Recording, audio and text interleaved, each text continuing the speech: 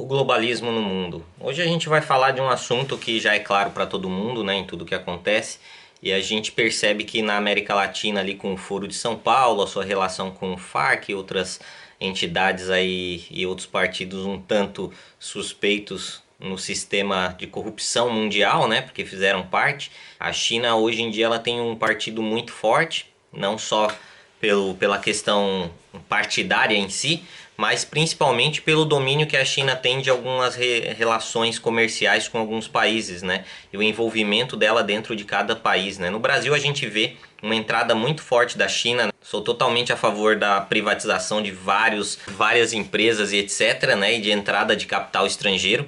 Mas a gente tem que ver que não pode deixar tudo isso na mão de um único país, né? E o Brasil está sendo aí vendido aos poucos para a China, tanto na sua parte, né, de eletricidade, que é um serviço essencial para a população, quanto na parte de minérios, né, quanto na parte de petróleo, assim como na parte de indústrias, serviços, né, rodovias e etc, junto com municípios e alguns estados que estão fazendo acordos.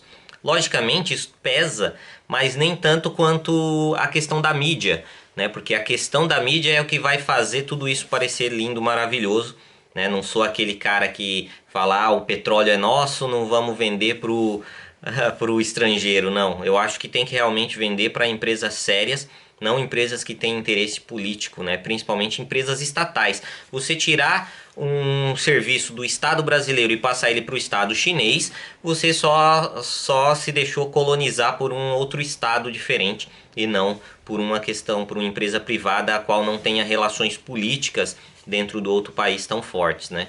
E aí a gente vê relações da Globo com o Partido Comunista Chinês e a TV chinesa, relações da Band principalmente, né? As relações aí do governador Dória relacionado a escritórios na China e tudo mais, e essa negociação toda que logicamente parece muito boa para o desenvolvimento, mas na verdade ela é mais para o controle do Brasil, né? E ele provavelmente, junto com outros governadores, tiveram reunião aí. O que os governadores estão fazendo, agindo com os chineses pelas costas, digamos, do governo federal. Ao fazer isso, eles acabam criando ali um governo meio que paralelo, né? E onde eles provavelmente prometem, porque o que você vai fazer na reunião? Você vai pedir coisas e prometer coisas em troca. É sempre assim numa reunião, são serviços que um presta para o outro e etc. Né? Nunca é uma reunião, não é uma festa de aniversário, na verdade. Né? Então é uma reunião onde existem interesses de ambos os lados. E eles excluem o governo federal, que teve aí 57 milhões de votos, né? Inclusive provavelmente mais do que todos os governadores juntos. E aí a gente vê que existe algo por trás, algum interesse, talvez de formar aí um novo governo e levar esse governo paralelo para as eleições de 2022, né? Em 2022, um desses caras vai ser o governador de todos, digamos assim, né? O governador de todos que vai ser o candidato à presidência.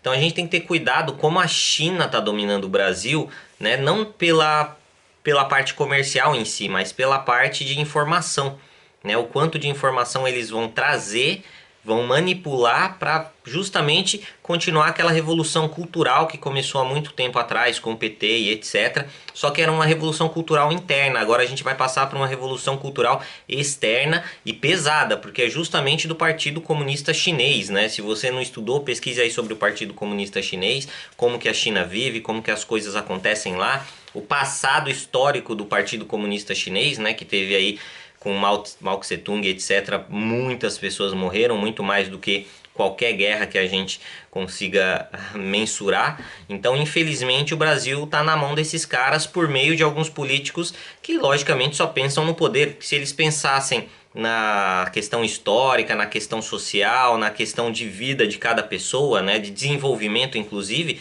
eles não fariam isso, porque não adianta você trocar o desenvolvimento pela liberdade do cidadão.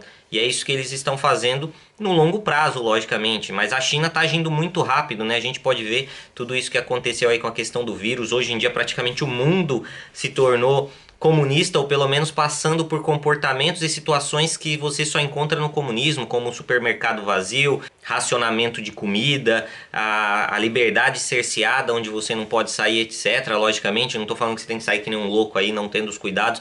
Existe uma doença sim, mas que foi trazida pelos chineses, né? Não pelo povo chinês, mas pelo Partido Comunista Chinês e vindo da China. Então é um vírus chinês. Muita gente, inclusive na Itália, eles fizeram a questão do abraço aos chineses, né? Hug a Chinese. E aí eles fizeram música cantando na janela, agradecendo os chineses, né, pela sua presença na Itália.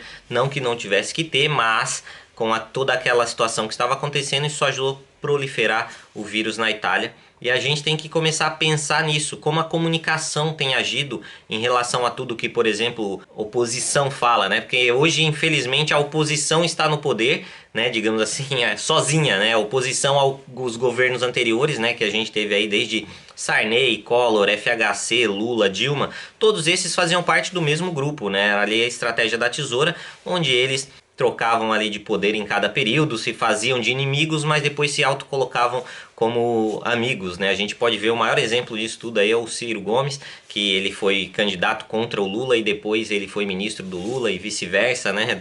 Em ordem diferente talvez, mas eles estavam ali sempre juntos, né? De alguma forma, por mais que em algum momento próximo das eleições eles se tornassem ali inimigos. E aí a gente tem que prestar atenção em tudo isso, né? Nesse cenário geopolítico que acontece no mundo, no cenário interno político, na questão social e nessa questão aí empresarial e também principalmente da mídia, né, que a gente vê alguns governadores aparecendo agora mais do que nunca na mídia, né, quando o presidente, que é uma das falhas dele, além da comunicação que às vezes ele falha bastante, é não aparecer tanto e não mostrar tudo que está sendo feito, não só na questão do coronavírus, né, na questão social, na questão de infraestrutura, na questão tecnológica geral, porque o Brasil se desenvolveu muito nesse um ano, muito mais do que em 4, 5, 6, 8 anos atrás, né, num período de 8 anos, ou seja, né, o Brasil se desenvolveu bem até o coronavírus e provavelmente vão jogar esse problema do coronavírus na conta do governo atual como se isso fosse uma crise,